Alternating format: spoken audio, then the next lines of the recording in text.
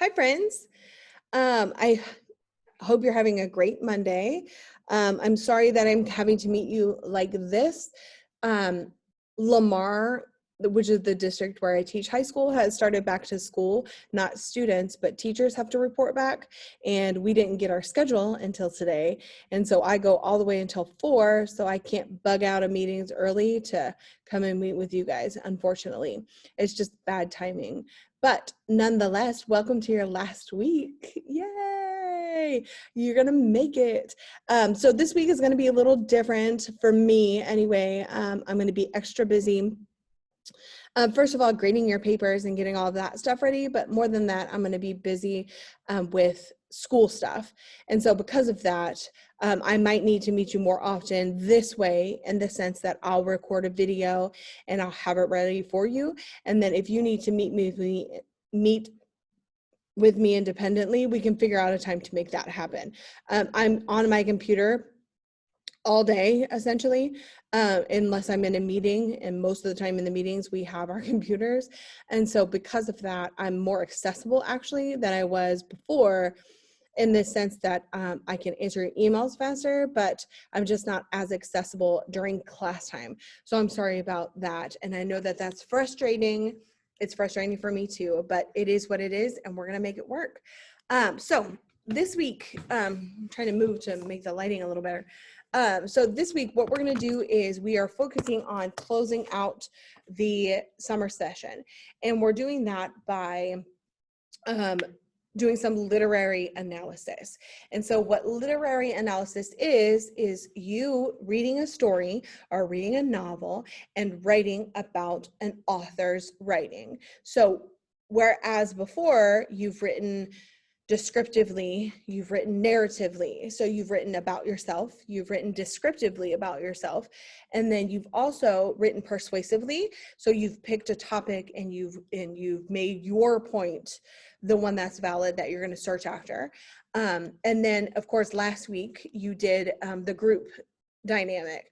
So this week is a little different in the sense that it's not really coming from a place of research, and it's not really coming from a place that's personal. It's more so you are reading a text and then you are analyzing how that author wrote, and then you're writing about that. And so that's a skill that's pretty important, and it'll take you through the rest of your college years. It's specifically into 1302. All right, so I guess what we'll do, let's go ahead and share the screen, and I'll do a quick little review for this week. All right, so one of the things that you want to make sure you are aware of is, of course, this is our last week together. I'm so sad, but I'm excited too, because that means you're almost done. So that's exciting for you. So congrats, you made it. We did it, 5 whole weeks together, sort of, via the interweb. Okay, I am here. All right, so if you come to the homepage, modules is where you want to go. And then of course you're going to go to week 5, because this is week 5. So what we're looking at this week is, again, we're writing a literary piece. So I put this cute little GIF here because I just think it's cute. You did it. You made it. Proud of you. You should be proud of yourselves too. This is a lot of work crammed into a tiny little time frame. So good job. You've done it. All right. So a couple of things I want to keep you updated about. I'm going to be looking at grades. I looked at them all morning in between meetings, and during meetings too. So I'm going to be putting your grades in, but reading a lot of your papers, trying to make comments on those. So that's going to be happening throughout the week. If you see any errors in your grades, let me know as soon as possible so that I can go in and fix it. Okay. I have to have grades in closing out the summer semester Saturday. So Friday, your paper is due. Saturday, I have to have it graded and in the grade book. So that means I'm going to be up late Friday, which I'm fine with, and I'm going to be doing it on Saturday. If you are typically one of those people who turns in work late, it's not going to work this week. Not because I don't like you and I don't want you to turn it in late, but because I have to have grades in. So if I don't have it, I can't give you a grade for it. So just be aware of that. That is also important to know that grades are due this weekend, because if you have any missing work, this is your last week to get that stuff in. So we're closing now. We're under the what's the word? We're under a time constraint here. So make sure you're getting that work in, and not only are you getting the work in, but you're also turning in your essay on time this week, okay? Because those things are really important. Okay, that's pretty much, I know I covered that. Okay, so we're good there. That's all of this stuff here. All right, so if we keep going down, let's look at Monday. So like I said, you are reading a story, or you should have already read it, truthfully. I assigned it 2 weeks ago. So 2 weeks ago, I asked you to pick a story. Don't worry if you didn't. But if you did, and you've already read it, you're good to go. You're right there. If you did not, you can catch up easily. It's just you're going to have more to do today. So your goal here is, first thing you do is pick a story. This is the information on how to do that. So there's this link here to an Excel document, and if you open it up, it has all of these different stories. You'll see them: A Hunger Artist by Kate Chopin, A Rose for Emily, William Faulkner, etc. I got A Very Own Man with Enormous Wings, etc. I've done an exhaustive list. There's 23 short stories on here, and I've not only put the story and the author, I've also put like a little synopsis of the story to help you understand what the story is about. So 2 students can read a story. So for example, the Sonny's Blues one, Alan's already signed up for it, but one other person can sign up for this one. Same thing with A Hunger Artist. So you might just need to go on there and pick whatever story's open, or if you want to look to see which one suits your fancy. That's your goal. A is to read the story first. Very important. You cannot do this paper if you don't read the story. It's not let me go to SparkNotes and quickly SparkNote it. These are short stories. Read them. It's going to help you 1,000 times. All right. So your first goal is get the story, click on it here because I've set a link to all of the stories, and read it. If you've already read it, great. If you haven't read it, that's your first step. All right, if you've already read it, it wouldn't hurt to read it again. I'm not gonna lie to you. All right, so after you've done that and you read the story, the next step is to go to the handout for today. So what you're going to do today, what the goal is for you to do today, is to analyze the story. You've read it, but it's not just reading it. You're not giving me a summary. I've already read all of these stories. I know what they are. I know what they're about. I wrote those little summaries. So I already know them. I want to know what you think the author is saying. So you're not just looking at, this is what the story is about. You are looking at, this is what the story is about, and here's what the author is really saying. So you're looking at that deeper meaning of the story.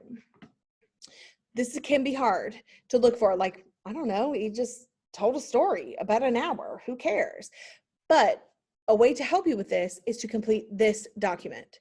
So you're going to break it down using either this file or this file. I've included 2 here. One's a PDF. You can download that, print it, handwrite it. Or if you want to type into it, there's a Word document. They're the same piece of paper. You just download it. Okay, so if I click here, it's the same document that is on the Word document. So I just wanted to show you so you know I wasn't lying. So let's go to this Word document. I want to talk to you quickly about what this is, so you're not like, okay, what is this? All right, so it's a graphic organizer, so it just organizes your thoughts. I'm a big fan of these. So what you're going to do, title and author right there. You can type it, I think you can, if you download it, you can type it right into it. All right, so your goal here is you are looking at specific things. I picked specific things for you to focus on in the story that you read. So you've already read it. This is technically your second read. So you're looking at it on a deeper level. That deeper level is through these, okay? So what you're doing here is you are looking at the story and you're picking out the diction in it. You're like, Miss Negrelli, what is diction? Okay, let's look. Diction is word choice. It's the words the author uses. Every author chooses words very purposefully. And so what interesting words does the author use? And what do those words mean? Why does the author use them? So your goal here is you are going to do at least 2 things here. You're going to pick out a word or phrase that the author says, 3 words at most. Then you are going to tell me, why does the author use them? So what are the words? Why does the author use it? That's all you need there. What are 1 to 3 words the author uses? Why does he use them? Go to imagery. Imagery is the next one. It's the pictures the author paints in your head. You know, all those descriptive words y'all wrote for me in those descriptive essays? That was you writing imagery. So how does the author do that in the story? How does the author paint that picture? Give an example. That would be a quote. So how's an example of imagery, of the author using imagery? Then, comma, why does he do it? So if you only just give me example of diction here and then an example of imagery here, it's not enough. It has to be an example, and then why does he do it? An example, why does she do it? The why is very important. Okay? Go to details. Details are the facts. They're the information.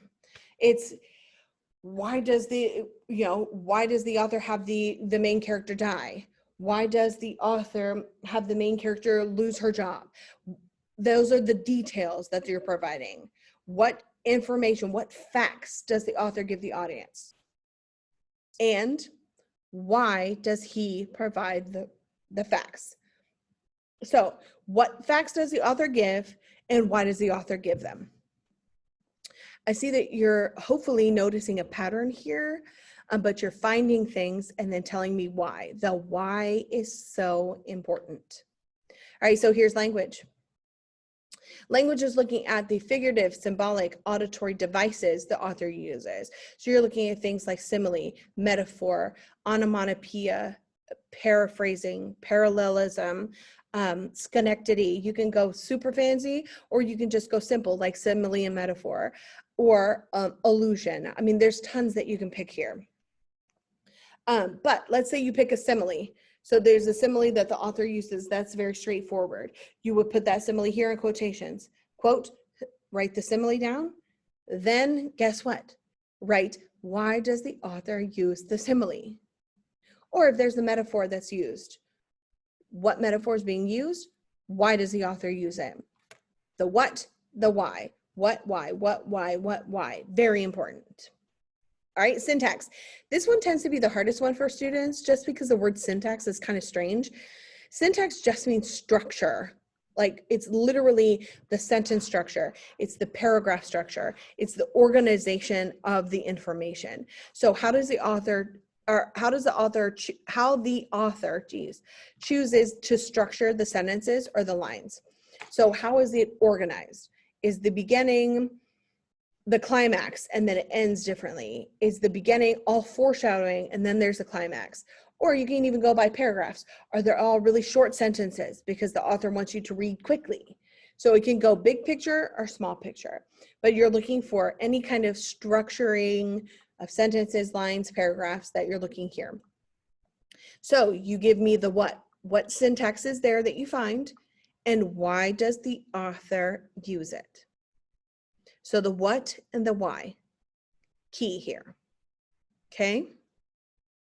All right, the last box here is other. So this is like other characteristics that your instructor would like you to identify. I don't have anything specific that I want you to identify.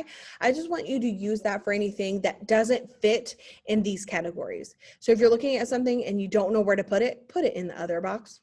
That's just an extra piece of information that's going to help you to analyze the story. All right, so after you look at all of these things and look at the specifics, I want you to go here and I want you to do more broad term. All right, so this is tone, mood, and theme. So what these are asking you for is to identify what is the tone of the piece. What is the author's attitude as he's writing it? Do you feel like he's being lecturing? Do you feel like the author is being sad on purpose? Is the author straightforward? Does the author present an attitude of like knowing everything? That's what you're looking at there. Identify how this author feels. The mood is kind of the same thing, but instead of looking at the author's feelings, you're looking at how it makes you as the reader feel. So the tone is, how does the author feel? The mood is, how does it make you feel? So where the author might have a sad tone, the story might not make you sad. It might actually make you kind of hopeful. So what is the feeling or the atmosphere the author creates in you? That's the mood. All right, and then finalizing it is the theme. The theme is a pretty key part. It's kind of the anchor of a literary analysis. So the theme is, what is the lesson learned from the story? What is the universal, the overall lesson that the author wants you to take away from that piece? Remember when we were young and we would read stories, or maybe your parent would read a story to you and you had the moral to the story? That's what a theme is.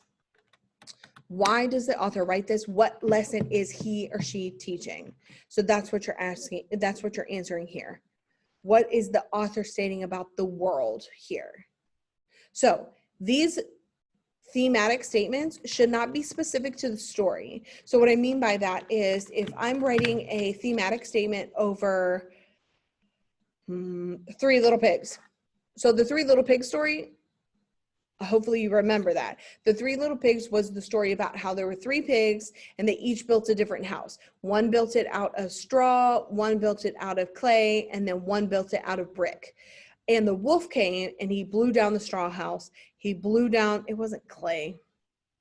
He blew down the straw house. He blew down the second house, but he did not blow down the brick house because it was made of a solid foundation. So that story isn't really about pigs and a wolf. That story is about building something on a solid foundation. Things built on a solid foundation do not break. That's the theme to that story. So yes, it was a story about pigs. Yes, it was a story about a wolf. But the theme to that story is houses built on solid foundations do not break. That's the theme, the general theme. Okay?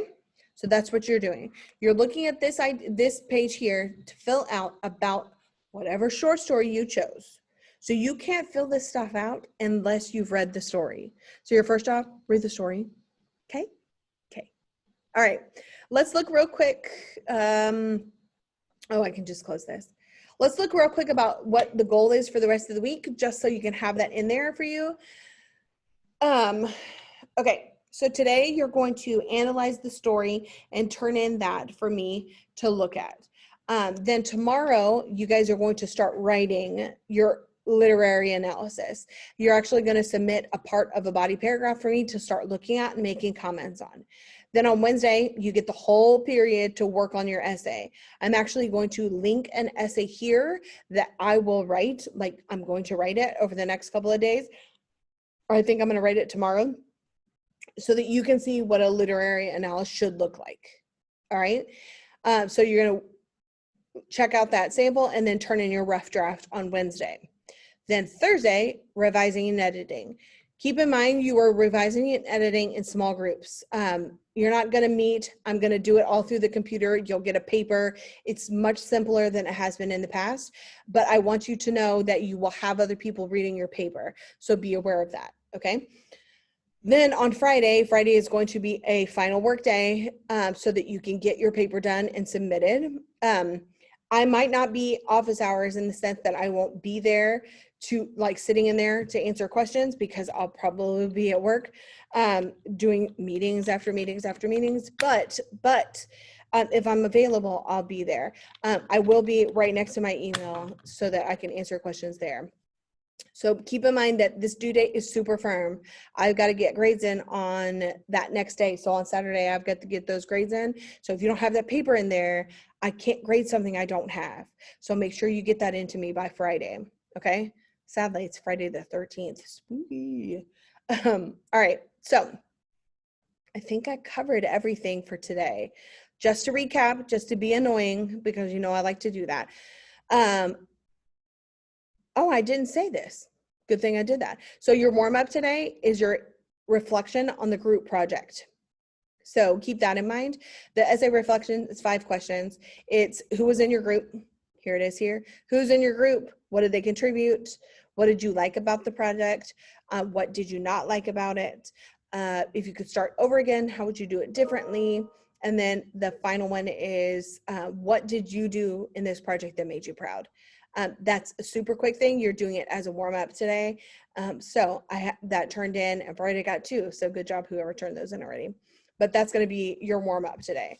So today, essay reflection for warm up. Pick a story if you haven't already. If you have, reread it and complete the analyzing the graphic organizer that's right here.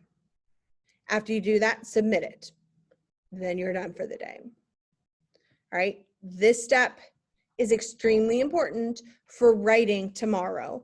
So it's really important that you read and you analyze this story so that you have that and you're ready to go for tomorrow. All right. If you have any questions, shoot me an email. Again, I'm sorry we had to meet like this, but you know, we're making it work, making it happen. So wishing everybody a wonderful day. If you need anything, shoot me an email, and I hope that you guys are doing well, and I hope I get to see you soon, but if I don't, I put on makeup today, so hey, and look, my hair's down, so you know, we all win. Y'all have a great day. I'll talk to you soon. Bye.